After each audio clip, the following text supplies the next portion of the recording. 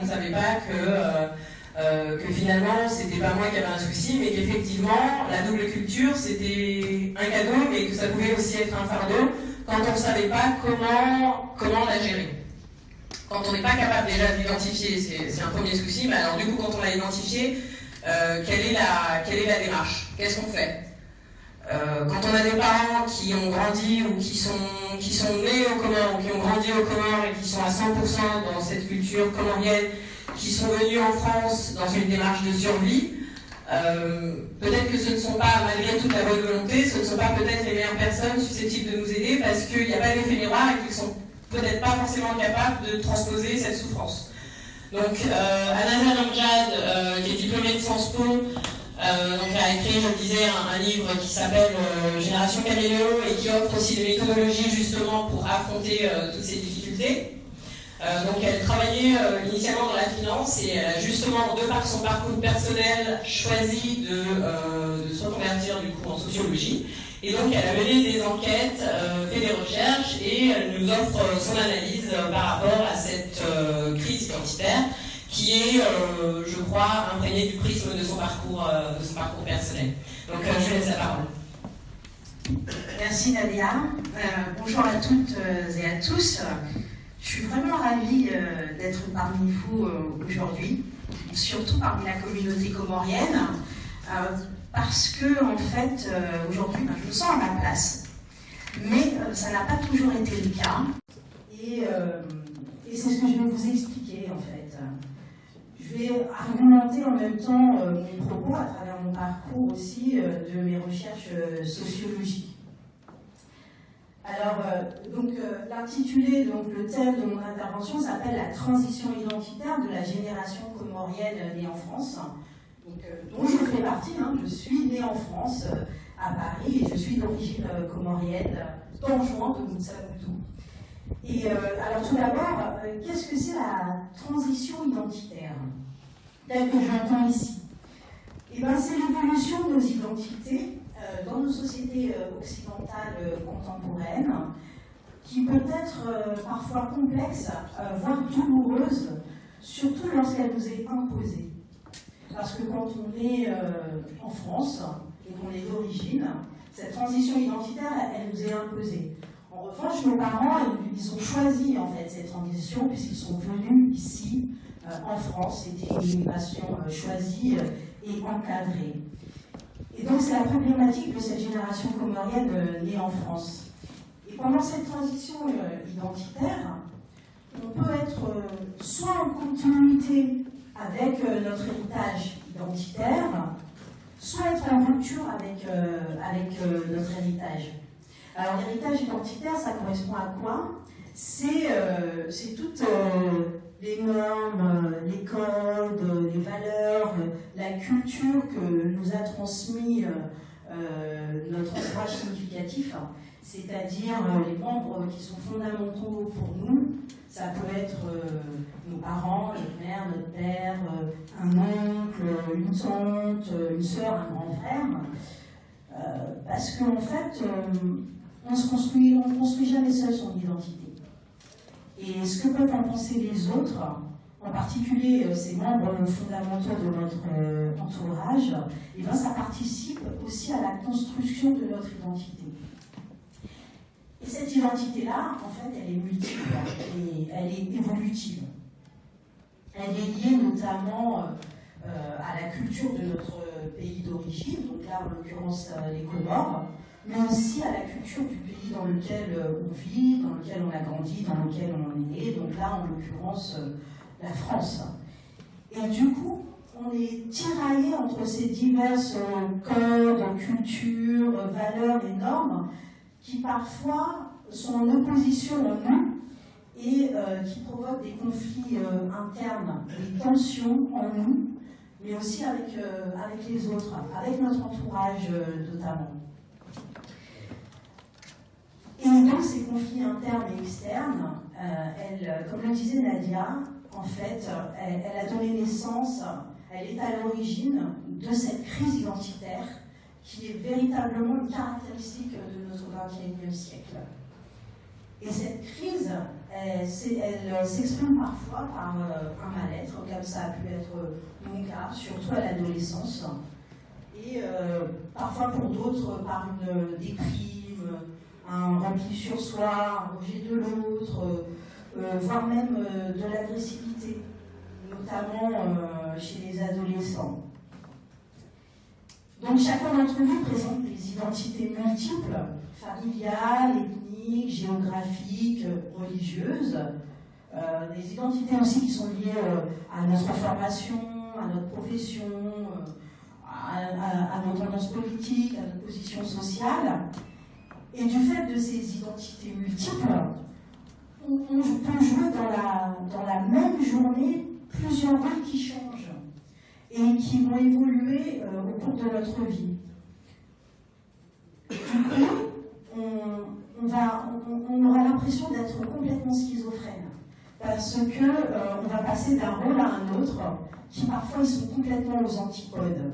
Un exemple, on peut passer du rôle d'époux ou d'épouse plutôt imprégné de la culture comorienne à un rôle de salarié dans une entreprise française, et là qui est plus imprégné de la culture française qui va être dominante.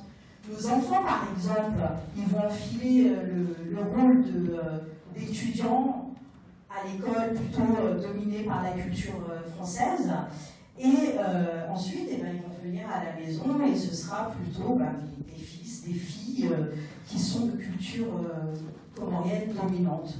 D'où une opposition en nous et qui crée ces tensions identitaires. Et cette confrontation des identités et la multiplicité de ces rôles qui sont en opposition, elles sont les causes principales de cette maladie du XXIe siècle, qui est la crise identitaire, justement. Bon, bien entendu, c'est pas la seule, hein. Il y en a d'autres, mais elle est quand même un facteur central, surtout pour nous qui sommes d'origine et qui sommes nés en France, dans un autre pays.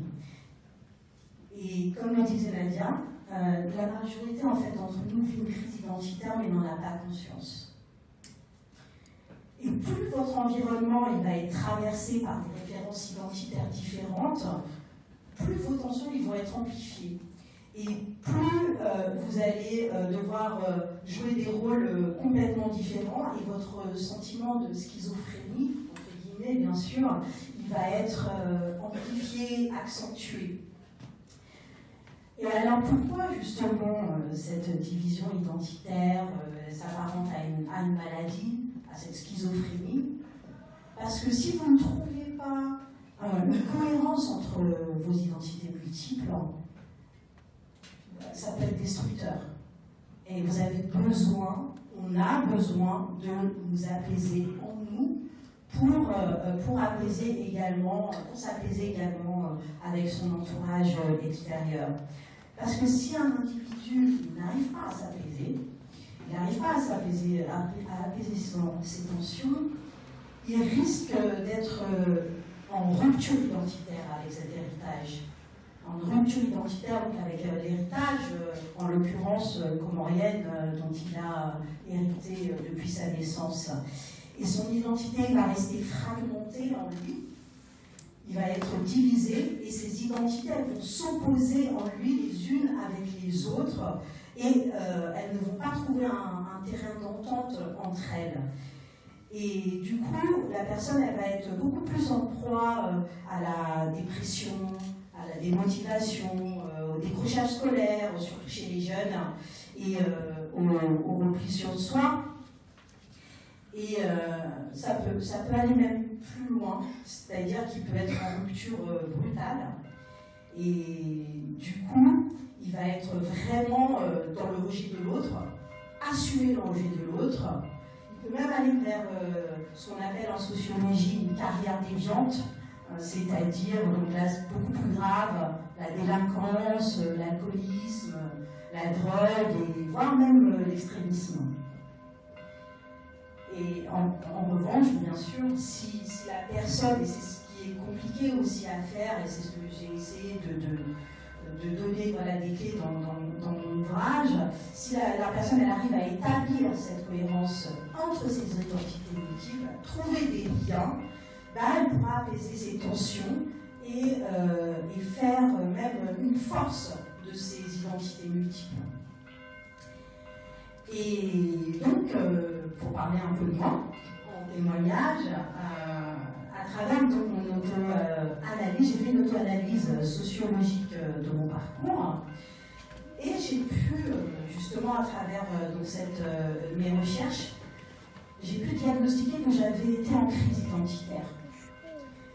J'ai poussé plus loin mes recherches pour comprendre comment, moi, j'avais réussi à m'en sortir.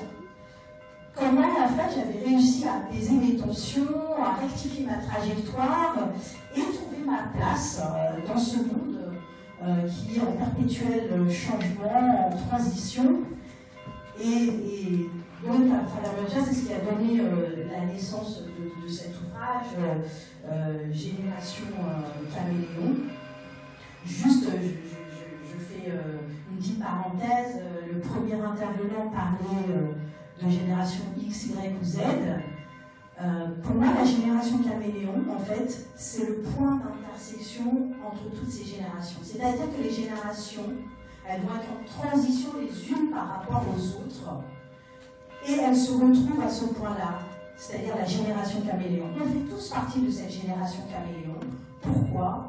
Parce qu'on est tous en transition par rapport à notre génération, par rapport à nos parents, par rapport à nos enfants, etc. Et donc, cette génération Caméléon-là, on en fait tous partie. Moi, je suis née en France, donc, comme je vous disais, à Paris. Mes parents, ma mère, qui est là d'ailleurs, ils sont nés donc à Montsaludou, qui est la capitale d'Anjouan, l'une des 4 îles de l'archipel des Comores. Et les Comores étaient toujours une colonie française quand mes parents ils ont décidé de venir s'installer en France. En France, qui est un pays qui est bien éloigné de la culture comorienne, anjouanaise, de ses traditions, pardon. Et où il fallait quand même élever leurs enfants et leurs futurs enfants, dont je fais partie, puisque moi je suis née ici. Et ces enfants se sont retrouvés justement en transition identitaire.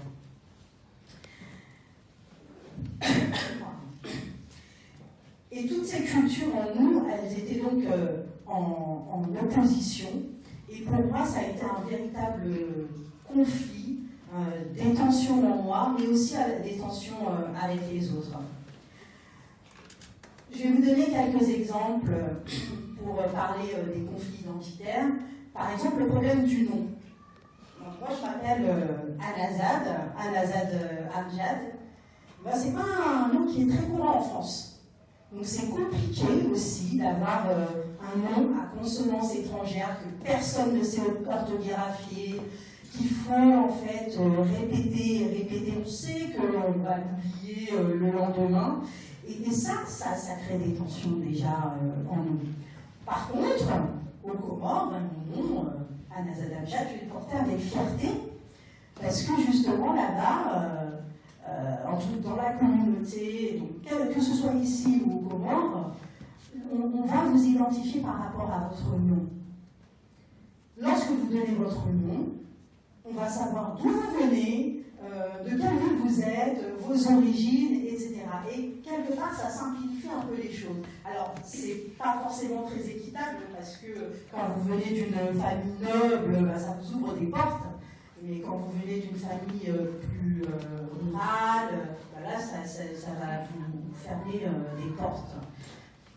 Il y a aussi ensuite le problème de la langue. Ça a été un véritable problème pour moi. Encore aujourd'hui, mais je me suis améliorée, mais je parle très mal l'anjouanais. Et quand mes parents sont arrivés en France, ils se sont demandé quelle langue ils allaient apprendre à leurs enfants. Parce que leurs enfants, ils ne parlaient pas français, ils parlaient uniquement comorien, mes 3 grands frères et sœurs. Et mon père, pour qui c'était quelque chose de vraiment très strict, la langue française, il manie vraiment la langue avec vraiment art et justesse. Il s'est dit, à quoi ça sert d'apprendre le comorien à mes enfants? De toute façon, c'est parlé par moins d'1 million de personnes sur la Terre. C'est le français, ça va être le français, et donc ça a été le français. Mais du coup, j'ai été, et mes frères et sœurs aussi, ils peuvent en témoigner, ça a été au détriment de l'enjoiné. Et eux, par contre, entre eux, ils parlaient enjoiné. Et moi, je ne les comprenais pas. Et j'ai encore du mal, même aujourd'hui, à les comprendre. Et ça crée des tensions, en fait, encore en nous, parce que ça nous frustre. Et pour la communauté comorienne qui est née au pays, pour elle, elle estime que c'est normal, à partir du moment où vous êtes d'origine comorienne, de parler comorien. Donc, on se met à l'écart, on est frustré, on se sent rejeté, et ils estiment que, en fait, vous êtes une Zoulou, c'est-à-dire une Française, une blanche. Donc, pendant très longtemps, j'ai été traitée de Zoulou. Moi, donc, je l'assume complètement, parce que je suis les deux, c'est ça la génération Caméléon aussi. Mais ça a été problématique quand j'étais plus jeune. Et j'avais qu'une hâte, en fait, c'était d'écourter mes conversations avec les Comoriens. Dès qu'on me parlait en comorien, j'avais qu'une hâte, c'était de fuir. Et du coup, je me suis sentie un peu étrangère dans le milieu comorien, parce que la langue, ça donne un accès à la culture, ça donne un accès au peuple. Et c'est l'une des caractéristiques, en fait, la langue qui caractérise un peuple. Donc, moi, je ne me sentais pas comorienne, mais en France, on ne me considérait pas non plus comme une Française. Et je me suis retrouvée sans identité. Enfin, c'était le sentiment que j'avais, c'est-à-dire que je n'avais pas d'identité. J'étais comme une apatride.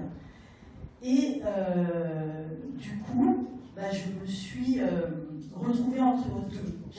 J'ai toujours l'impression d'être entre deux cultures, entre deux pays, entre deux religions, entre deux classes sociales aussi. Parce que quand j'ai eu l'âge de 6 ans, on s'est installé à Montreuil, dans le 93, donc une banlieue très très populaire du haut de Montreuil. Et à ce titre, on faisait partie de la classe populaire française, mais au Comores, on descendait des sultans. Et donc, on nous disait à la maison, on avait un discours justement, on descend des sultans venus de Shiraz en Perse et du Yémen. Et du coup, j'ai été baignée entre ces deux classes sociales qui a été complètement opposées. J'étais dans une cité du Bel Air à Montreuil, et à la maison, on me disait, mais tu as du sang royal, tu descends des sultans. Mais du coup, comme ma vie, elle était en France et elle était à Montreuil dans le 93 avec mes potes de l'époque, et là, du coup, je dissimulais complètement, j'occultais complètement cette partie-là de moi, du fait que je la taisais, je taisais le fait que je descendais des sultans venus de Shiraz. Et par contre, quand j'ai écrit mon livre Génération Caméléon, j'ai interviewé ma mère justement à ce sujet, et elle me disait qu'elle, ça la dérangeait pas du tout de descendre des sultans et d'habiter dans le 93 à Montreuil. C'était pas un problème pour elle. Pourquoi? Parce que en fait, j'ai compris à travers mes recherches que elle, son identité, elle s'était déjà construite au Comores. Elle avait des bases déjà. Comme je le disais au départ, son immigration, elle a été choisie, ça a été un choix pour elle.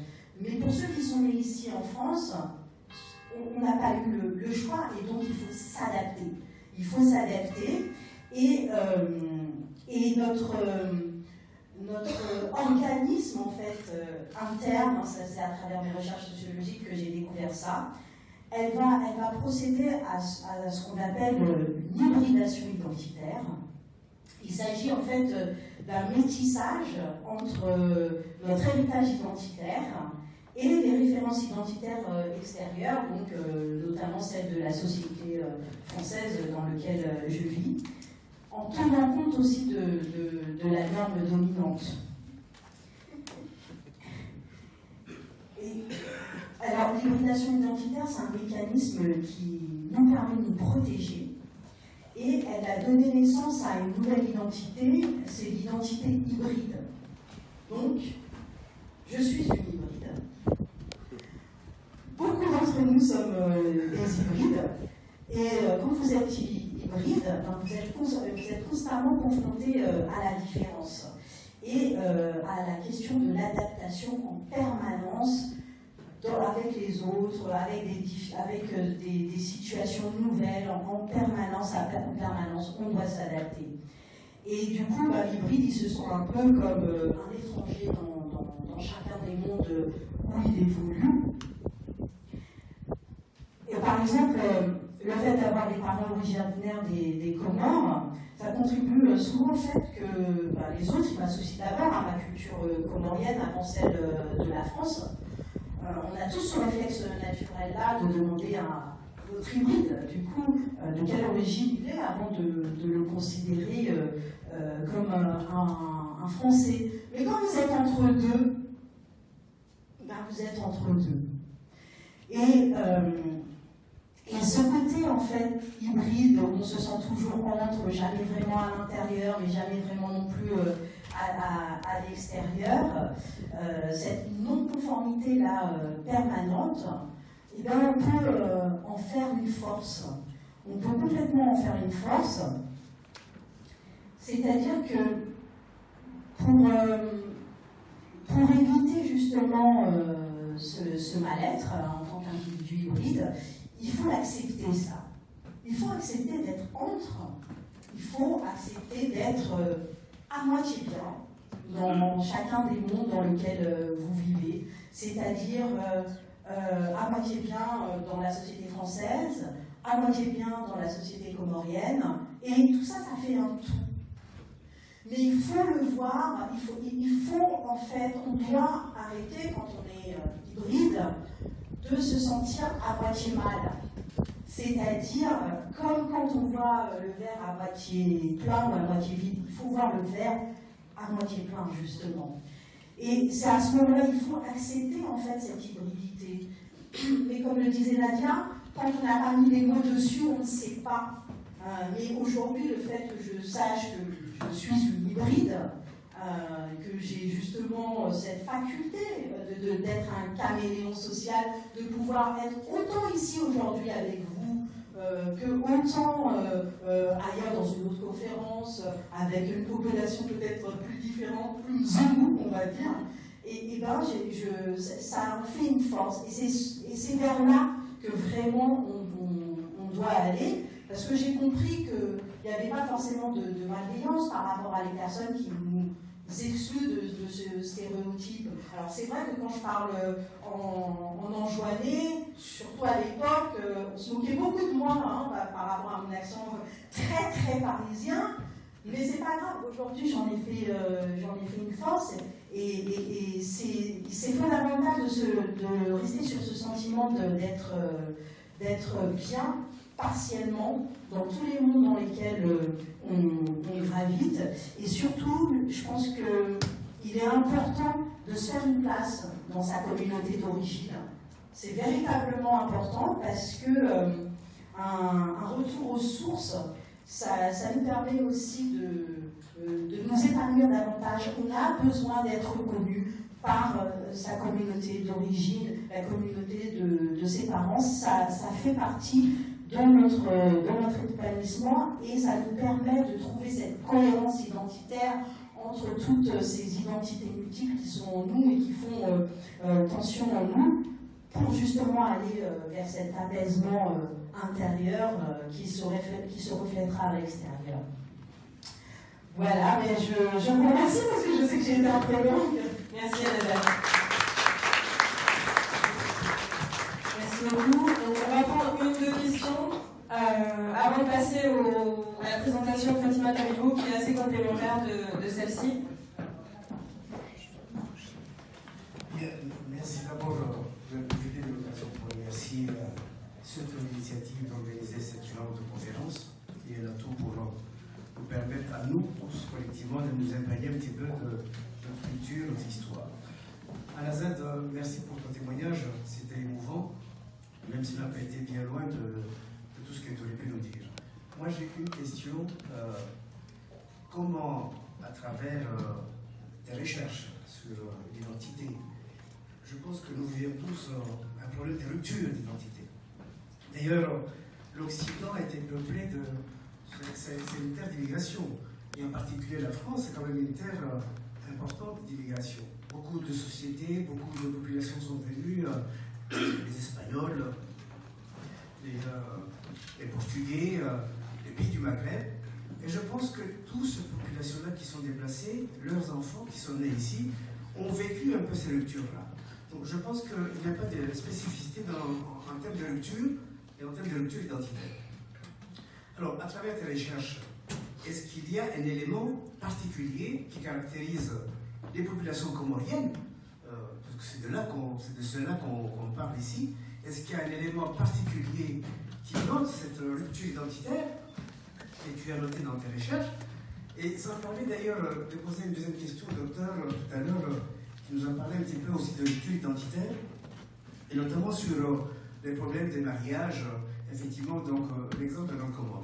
J'avais une question sur, mais comment, et je parle des enfants qui sont nés ici, qui sont confrontés à ces ruptures, mais comment tout ça, avec l'évolution, ce sont des gens qui ont fait des études, socialement et tout, mais comment avec tout ça, ces jeunes d'aujourd'hui n'ont pas encore réussi à transformer ces ruptures en termes de développement pour le pays, et je pense que c'est de ça aussi qu'on attend aussi pour l'évolution du pays, dans les changements des identités, dans les ruptures, pour aller vers le développement. Mais comment on n'a pas pu avancer effectivement sur ce développement? Je pense notamment à ces jeunes qui sont nés ici en France.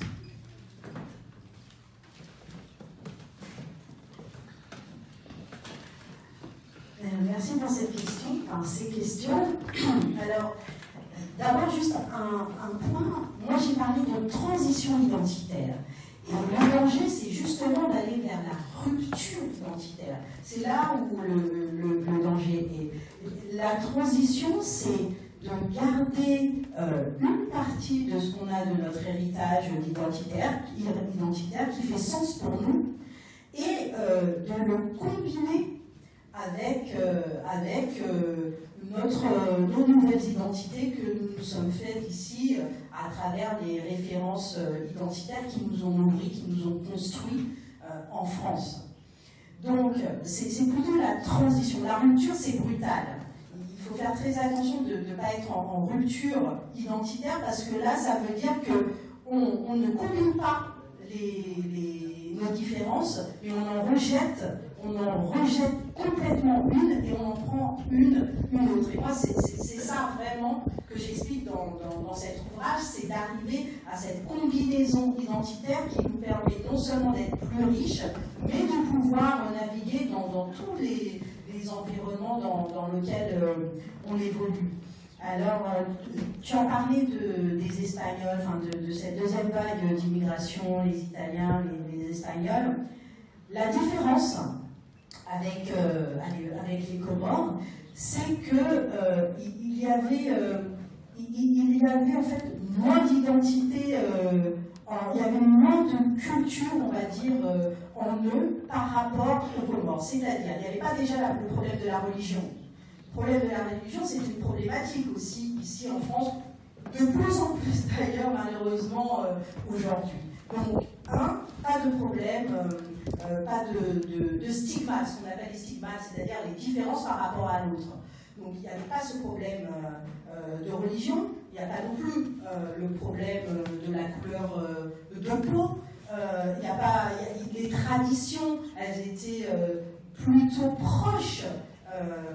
Les Espagnols, les Italiens, leurs traditions, elles sont beaucoup plus proches des Français que nous, les Comoriens, par rapport aux Français. Donc, le fait, plus en fait vous avez des références identitaires multiples, plus vos tensions sont intensifiées, et plus, comme je le disais, en fait, vous avez ce sentiment de schizophrénie. Et c'est ça qui est compliqué. Ce qui est compliqué, c'est vraiment de pouvoir combiner toutes ces différences pour en faire une force et garder le meilleur, comme je dirais, de ce qu'on a hérité, et le meilleur de ce qu'on a construit ici en France. Voilà, j'espère que j'ai répondu à ta question. On va prendre une dernière question et ensuite... Merci à Nazad et puis aux conférenciers. Franchement, j'ai bien fait de venir, parce que c'est très rare d'avoir, en tout cas que moi je puisse assister à des conférences comme ça sur à la fois l'identité comorienne et je suis moi bien placé pour connaître le sujet. Parce que à la fois j'ai vécu à Montreuil aussi, et puis je suis originaire des Comores par mon père et de la Martinique par ma mère. Donc je connais bien ces problèmes d'identité. Je vais lire le bouquin avec beaucoup d'attention. Moi j'ai une chose que je voudrais te demander à Nazad, s'il y a un mot qui caractérise, si tu veux, ta recherche identitaire, ça serait lequel? Caméléon. Très bien. On va passer à l'intervention suivante. Alors, j'imagine qu'on a d'autres questions, mais si on a un peu de temps, parce qu'on est un peu pris par le chrono, on repassera aux questions.